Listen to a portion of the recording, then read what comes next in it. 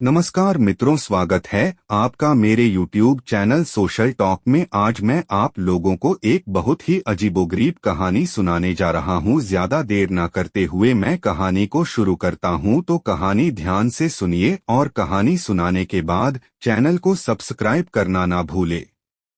एक गांव में एक बहुत गरीब किसान रहता था। वह किसी तरह अपने परिवार का गुजारा करता था। उसके घर के आंगन में एक छोटा सा बगीचा था। किसान ने खूब मेहनत करके बगीचे में बैंगन के पौधे लगाए, लेकिन बैंगन के पौधों में बैंगन नहीं लगे। बस एक पौधे में एक ही बैंगन लगा। किसान ने अपनी पत्नी से कहा, भाग्यवान, इसमें तो एक ही बैंगन लगा है। अब बाजार में क्या बेचेंगे? इसे अपने ही घर में रख लेते हैं। देखते ही देखते वो बैंगन कद्दू जितना बड़ा हो गया। एक दिन किसान उसे तोड़कर अपनी पत्नी को दे आया और कहा, आज तुम इसकी सब्जी बना लो, मैं खेत से आता हूँ, फिर हम दोनों साथ बैठकर खाना खाएंगे। किसान की पत्नी जैसे ही बैंगन काटने लगी, पता नहीं कहाँ से एक आवाज आई, धीरे धीरे काटो, धीरे धीरे। यह सुनकर वह डर गई और इधर उधर देखने लगी, पर उसे कोई नहीं दिखा। वो फिर बैंगन को काटने लगी। दोबारा वही आवाज आई, धीरे धीरे काटो, धीरे धीरे। किसान की पत्नी ने ध्यान से सुना तो उसे लगा कि यह आवाज उस बैंगन में से आ रही है। उसका दिल कांप गया। उसने बैंगन को फेंक दिया और घर से बाहर निकल गई। वो भागते भागते अपने पति के पास खेत पहुंच गई। किसान ने पूछा, अरे भाग्यवान, ऐसे कहाँ भागी हुई चली आ रही हो?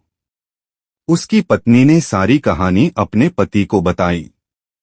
किसान को बहुत हैरानी हुई। उसने कहा, तुम्हें कोई भ्रम हुआ होगा।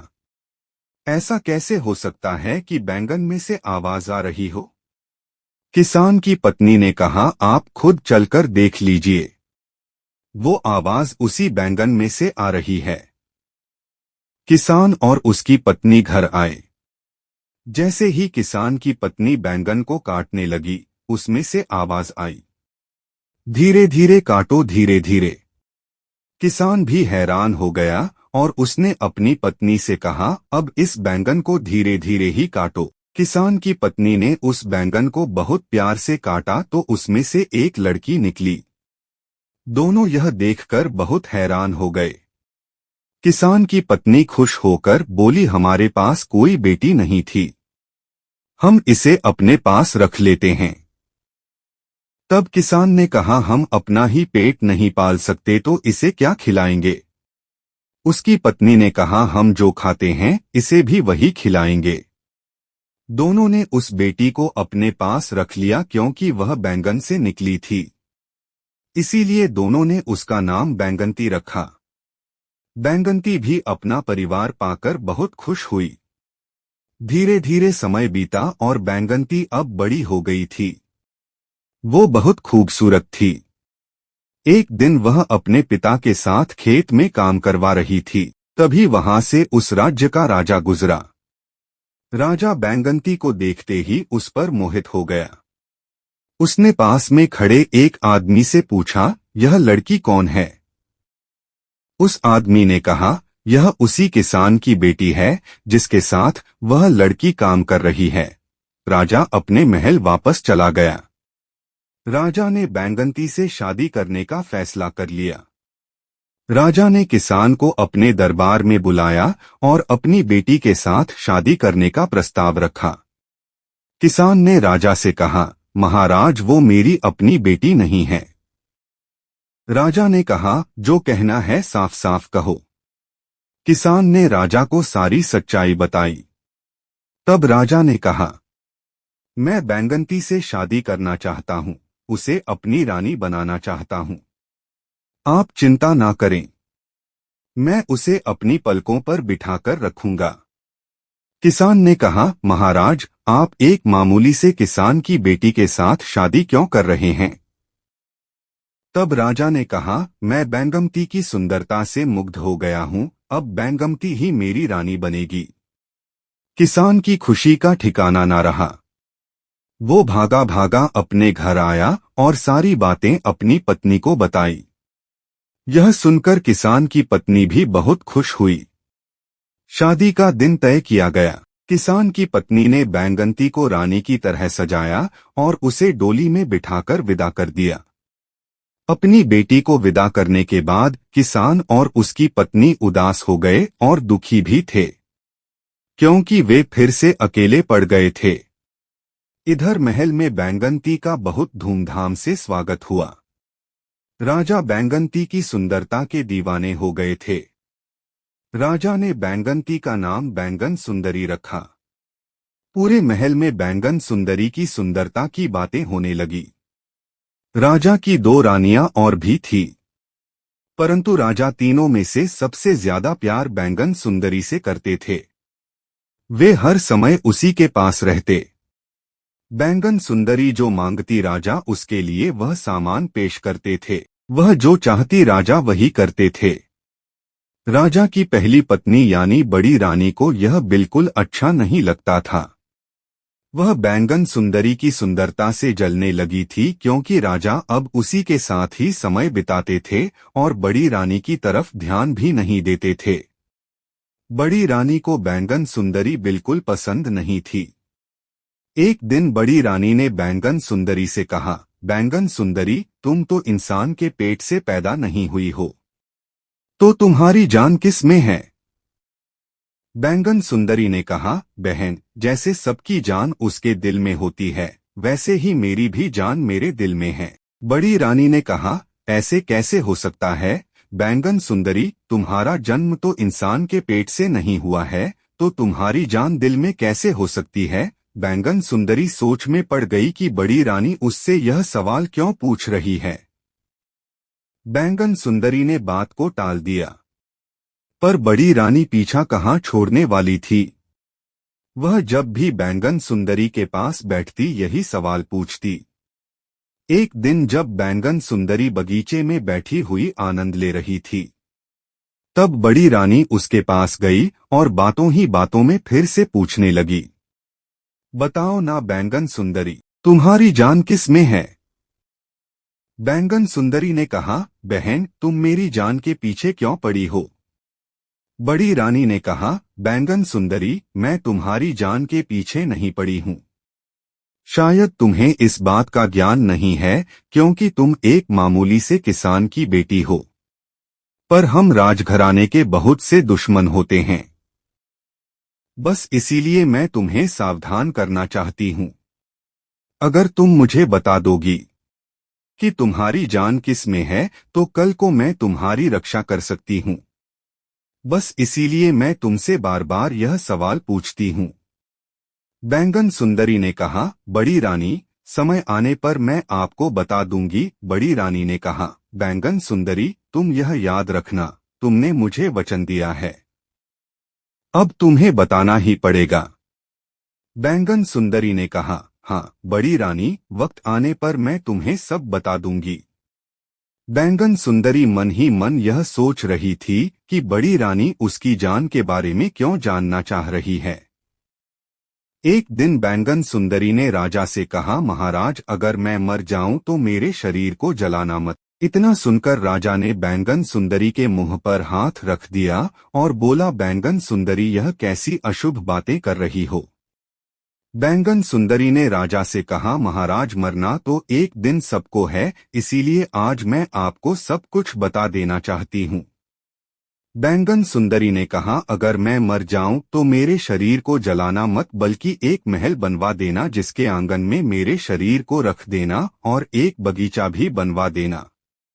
महल के चारों ओर ऊंची ऊंची दीवारें बनवा देना ताकि उसके अंदर कोई प्रवेश न कर सके। राजा ने बैंगन सुंदरी को चुप कराते हुए कहा, चुप हो जाओ रानी, यह कैसी अशुभ बातें कर रही हो?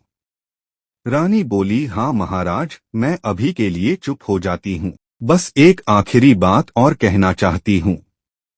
आप उस महल में बहुत सारा अनाज भी रखवा दीजिएगा और बाकी सारी जरूरत की चीजें भी। राजा ने गुस्से में आकर कहा, तुम चुप हो जाओ बैंगन सुंदरी, बैंगन सुंदरी एकदम से चुप हो गई। फिर एक दिन पता चलता है कि बैंगन सुंदरी मां बनने वाली है और यह बात पूरे महल में फैल गई। पूरे राज्य में खुशी की लहर दौड़ गई। यह राजा की पहली संतान थी क्योंकि राजा की दोनों रानियों को कोई बच्चा नहीं हुआ था। राजा बहुत खुश हुआ। उसने पूरे नगर में तोहफे बंटवाए और बैंगन सुंदरी को पहले से भी ज्यादा प्यार करने लगा था। बड़ी रानी की जलन और बढ़ गई। वह बैंगन सुंदरी से और भी नफरत करने लगी।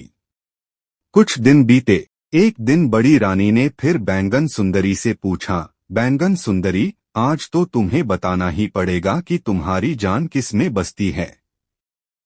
अब तुम झूठ नहीं बोल सकती। तुम मां बनने वाली हो।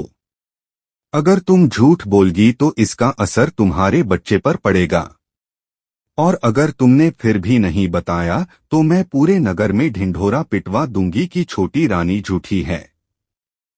बैंगन सुंदरी ने कहा, बहन, मैं तुम्हें अपनी सच्चाई बच्चा होने के बाद बता दूंगी। पर बड़ी रानी कहाँ मानने वाली थी। वो बैंगन सुंदरी के पीछे पड़ गई। उसे धमकियां देने लगी। हारकर बैंगन सुंदरी ने उसे अपनी सारी सच्चाई बता दी। बैंगन सुंदरी ने कहा, मेरे मायके में जो बगीचा है उसमें एक कुआं है। उस कुएं में एक लकड़ी का संदूक है। उस संदूक में एक डिबिया पड़ी है। उस डिबिया में एक माला है। उसी माला में मेरी जान बचती है। बड़ी रानी ने कहा, तुम्हारी जान तो बहुत सुरक्षित जगह पर है। बैंगन सुंदरी, हम मनुष्यों को देखो, कोई भी आसानी से मार सकता है। इतना कहकर बड़ी रानी उठ खड़ी हुई और बोली, तुम हमेशा खुश रहो बैंगन सुंदरी। इतना कहकर बड़ी रानी वहां से चली गई और मन ही मन बहुत खुश हुई क्योंकि वह बैंगन सुंदरी को आसानी से अपने रास्ते से हटा सकती थी। बड़ी रानी अपने कमरे में गई और अपनी नौकरानी से कहा, एक गोताखोर को बुलवा। नौकरानी गोताखोर को ले आई और बड़ी रानी ने उससे कहा, तुम बैंगन सुंदरी के मायके जाओ और वहां एक बगीचा है। उसमें एक कुआं है। राजा उस बच्चे को बैंगन सुंदरी के पास लेकर वहां से लौट आया। अगले दिन जब राजा उस बच्चे से मिलने गया तो उसके लिए एक खिलौना लेकर गया। राजा उस बच्चे के साथ खेल रहा था और फिर शाम होते ही उस बच्चे को बैंगन सुंदरी के पास लेटाकर वापस लौट आया। ऐसे ही जब राजा उस बच्चे से मिलने के लिए जाता तो बच्चे के लिए बहुत सारे खिलौने और खाने की चीजें लेकर जाता। उसे अपने हाथों से खिलाता और फिर सुलाने के बाद बैंगन सुंदरी के पास छोड़ आता था। धीरे धीरे समय बीतता गया और वह बच्चा भी बड़ा होता गया। अब वह बच्चा बोलने लगा था। एक दिन जब राजा उस बच्चे के साथ खेल रहा था तब राजा ने उस बच्चे से पूछा, बेटा, यह जो लेटी हुई है यह तुम्हारी कौन है? बच्चे ने एक मधुर स्वर में कहा, माँ। राजा हैरान रह गया और वह समझ गया कि यह बैंगन सुंदरी का ही बच्चा है। राजा ने उस बच्चे से पूछा, बेटा, तुम्हें रोज खाना कौन खिलाता है? उस बच्चे ने कहा, माँ। राजा बैंगन सुंदरी के शरीर की ओर देखने लगा, परंतु बैंगन सुंदरी उसी अवस्था में लेटी हुई थी जिस अवस्था में राजा और उसके मंत्री उसे छोड़कर गए थे। राजा को बहुत हैरानी हो रही थी। फिर राजा ने उस बच्चे से पूछा, तुम्हारी माँ कब उठती है? बच्चे ने कहा, रात में। राजा ने बच्चे से कहा, बेटा, आज रात में जब तुम्हारी माँ उठेंगी तो तुम माँ से यह सवाल पूछना कि वह रात में ही क्यों उठती है। इतना कहकर राजा उस बच्चे को बैंगन सुंदरी के पास सुलाकर चले आते हैं। रात हो जाती है। बैंगन सुंदरी उठ जाती है। जैसे ही बैंगन सुंदरी अपने बच्चे को खाना खिलाने के लिए आगे बढ़ती है, बच्चा कहता है, माँ, मेरा पेट भरा हुआ है। बैंगन सुंदरी हैरान हो जाती है कि इस महल में तो कोई नहीं आ सकता। फिर मेरे बच्चे को खाना किसने खिलाया है? बैंगन सुंदरी ने बच्चे से कहा, बेटा तुम्हारा पेट कैसे भरा हुआ है? तुम्हें कौन खाना खिलाकर गया? बच्चे ने कहा, राजा जी आए थे और वह रोज आते हैं। मेरे लिए बहुत सारे खिलौने और मिठाइयाँ लाते हैं। मैं उनके साथ खूब खेलता हूँ। फिर बच्चे ने बैंगन सुंदरी से कहा, माँ, राजा ने एक सवाल पूछा है। बैंगन सुंदरी ने कहा, पूछो बेटा। बच्चा कहने लगता है कि आप रात में ही क्यों उठते हैं? दिन में क्यों सोती रहती हैं? बैंगन सुंदरी समझ गई कि राजा सारी सच्चाई जानना चाहते हैं। उसने सोचा सारी सच्चाई बताने का सही समय आ गया है। उसने अपने बेटे से कहा, बेटा कल जब राजा जी आए उनसे कहना कि बड़ी रानी ने जो अपने गले में माला पहन रखी है उसी में मेरी जान बचती है। दिन में बड़ी रानी उस माला को अपने गले में पहन कर रखती है और जब रात में सोते समय उसे उतार देती है तो मैं जग जाती हूँ। बेटे ने अपनी माँ से कहा, माँ, मैं राजा जी को सब बता दूंगा। अगले दिन सुबह जब राजा उस बच्चे से मिलने के लिए आते हैं तो बच्चा राजा जी से सारी सच्चाई कह देता है। राजा समझ गया कि बड़ी रानी बैंगन सुंदरी से जलती थी, इसीलिए उन्होंने बैंगन सुंदरी का राज पूछा और उसे मार दिया। अब राजा योजना बनाने लगा था कि बड़ी रानी से वह माला वापस कैसे ली जाए। इधर बड़ी रानी बहुत खुश थी। वह महल में सब पर हुकूमत कर रही थी। एक रात जब राजा बड़ी रानी के पास आते हैं तब राजा बड़ी रानी से कहते हैं, रानी, मुझे आपको एक बहुत जरूरी बात बतानी है। बड़ी रानी कहती है, बोलिए महाराज। राजा कहते हैं, मेरे गहरे दोस्त का एक बेटा है। उसकी माँ अब इस दुनिया में नहीं है। वह बेटा अभी बहुत छोटा है। बिना माँ के उसका पालन पोषण करना मेरे दोस्त के लिए बहुत कठिन हो गया है। अगर तुम्हारी आज्ञा हो तो उस बच्चे को हम महल में ले आते हैं। बड़ी रानी कहती है, जरूर, हमें आपके दोस्त की मदद करनी चाहिए और वैसे भी हमारी कोई औलाद नहीं है, तो हम उस बच्चे को कुछ दिनों के लिए अपने पास ही रख लेते हैं। अगले दिन जब राजा बच्चे से मिलने जाता है तो उसे समझा देता है कि जैसे ही बड़ी रानी तुम्हें गोद में उठाए तुम बड़ी रानी के गले में जो माला पड़ी है उसे पकड़कर रोने लगना और तब तक चुप नहीं होना जब तक बड़ी रानी तुम्हें वह माला ना दे दे। राजा बच्चे को महल में लेकर आ जाता है। सब लोग उस बच्चे को बहुत प्यार करते हैं। एक दिन बड़ी रानी उस बच्चे को गोद में लिए हुए बैठी थी। अचानक बच्चा उस माला को पकड़कर रोने लगता है। बड़ी रानी बहुत कोशिश करती है, तरह तरह के खिलौने लाकर रखती है, परंतु वह बच्चा चुप होने का नाम नहीं लेता है। अचानक से बड़ी रानी के कमरे में राजा आ जाते हैं और पूछते हैं, बड़ी रानी, यह बच्चा क्यों रो रहा है? बड़ी रानी कहती है, महाराज, इस बच्चे को यह माला चाहिए। तब राजा कहते हैं, तो क्या हुआ रानी? इतनी मामूली सी चीज के लिए बच्चा इतनी देर से रो रहा है, तुम उसे यह माला क्यों नहीं दे देती? बड़ी रानी कहती है, महाराज, यह माला मैं किसी को नहीं दूंगी, यह मेरा सबसे प्रिय है। राजा कहते हैं, बड़ी रानी, मैं तुम्हारे लिए इससे भी महंगे और अच्छे गहने ला दूंगा, तुम यह माला इस बच्चे को दे दो। बड़ी रानी कहती है, हरगिज नहीं महाराज, मैं यह माला किसी को ना दूंगी।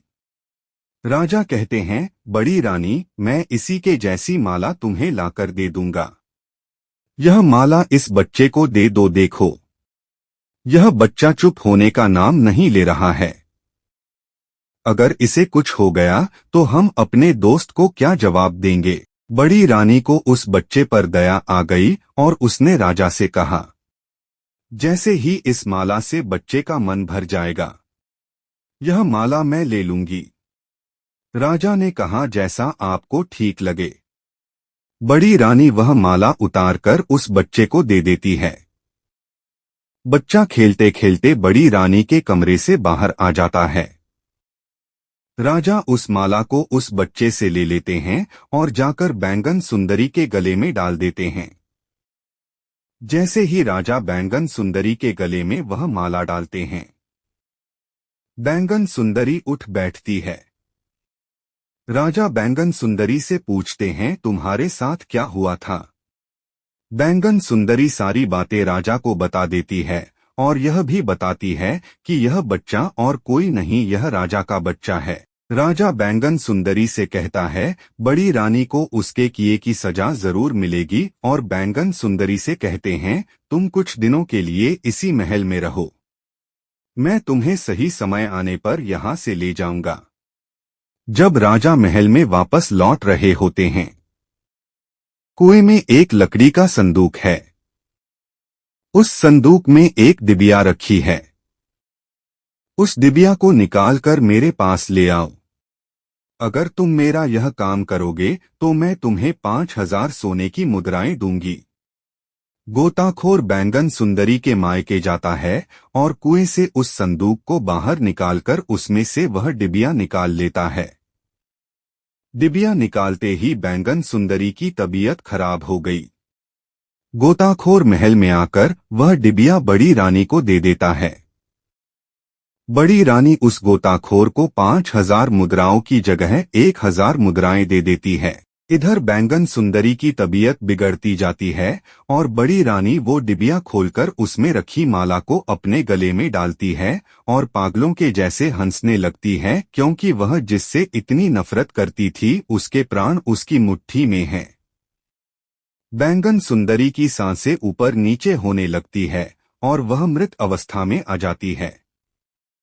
राजा बैंगन सुंदरी के मृत शरीर को लिए हुए बैठे थे और फूट फूट कर रो रहे थे। पूरे महल में शोक छा गया। राजा के मंत्री ने राजा से कहा, छोटी रानी के अंतिम संस्कार का समय हो गया है।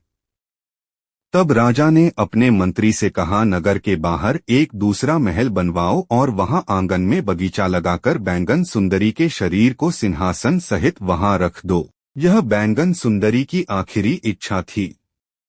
मंत्री राजा की बात सुनकर हैरान रह गया और बोला, महाराज, मुझे लगता है छोटी रानी के शरीर को जलाना ज्यादा उचित है।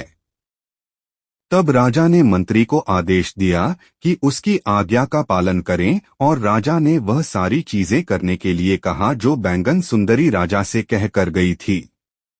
महल में सारी जरूरत की सामान रखवा दी गई। महल बनकर पूरी तरह से तैयार हो गया और बैंगन सुंदरी के शरीर को सिंहासन सहित वहां रख दिया गया। महल के चारों ओर ऊंची ऊंची दीवार बना दी गई ताकि उसके अंदर कोई प्रवेश न कर सके।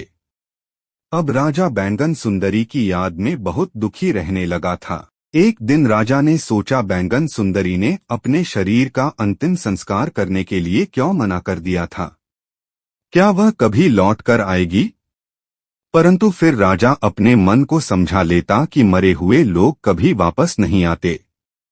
राजा बैंगन सुंदरी की याद में उस महल के चारों ओर अक्सर चक्कर लगाया करता था। एक दिन राजा ने उस महल के अंदर से एक बच्चे के रोने की आवाज सुनी। राजा हैरान रह गया कि यह बच्चा उस महल में कैसे आया। राजा यह देखने के लिए उस महल के अंदर चला गया। राजा ने देखा बैंगन सुंदरी का शरीर मृत पड़ा हुआ है और एक छोटा बच्चा उसके पास बैठा रो रहा है। राजा उस बच्चे के पास गया और उसे अपनी गोद में उठा लिया। राजा की गोद में आते ही वह बच्चा चुप हो गया और कुछ देर बाद वह राजा की गोद में ही सो गया। तो बड़ी रानी राजा को वापस आते हुए देख लेती है और कहती है, महाराज, आप इतनी देर तक कहाँ थे? राजा ने कहा, मैं मंत्रियों के साथ कुछ सलाह-मशवरा कर रहा था। राजा बड़ी रानी से कहता है, रानी, हमारे दुश्मन हम पर हमला करने वाले हैं और तुम्हारी जान को खतरा है। इसीलिए हमने योजना बनाई है कि कुछ दिनों के लिए तुम्हें सबसे छुपा कर रखें। रानी सारी बातें सुनकर राजा से कहने लगती है, हाँ महाराज, आप मुझे छुपा दीजिए क्योंकि मुझे अपनी जान बहुत प्यारी है। राजा मंत्रियों से कहकर एक तहखाना बनवाता है और उसमें बड़ी रानी को रख देता है। सारी जरूरत की सामान भी उसके साथ उस तहखाने में रखवा दी जाती है। राजा बड़ी रानी को सारी सच्चाई बताता है और कहता है, तुमने बैंगन सुंदरी के साथ जो किया यह उसकी सजा है। बड़ी रानी को अपनी गलती पर पछतावा होता है। इधर राजा बैंगन सुंदरी को महल ले आते हैं और उसे महारानी की उपाधि दी जाती है। महल में फिर से पहले के जैसे खुशियां ही खुशियां थी। धीरे धीरे समय बीत गया। राजा का बेटा बड़ा हो गया। राजा ने उसका राजतिलक करवाया और उसे राजा बना दिया। बैंगन सुंदरी और राजा बहुत खुश रहते थे क्योंकि उनके राज्य में चारों तरफ खुशहाली ही खुशहाली थी। कहते हैं बुरा करने वाले के साथ हमेशा बुरा होता। तो दोस्तों, यह थी आज की स्टोरी। मैं आशा करता हूं कि स्टोरी आपको बहुत ही पसंद आई होगी और ऐसी ही स्टोरी मैं आप तक और पहुंचा सकूं, इसके लिए मेरे चैनल को सब्सक्राइब करना ना भूले। धन्यवाद। मिलता हूं अगली स्टोरी के साथ, तब तक के लिए बने रहिए।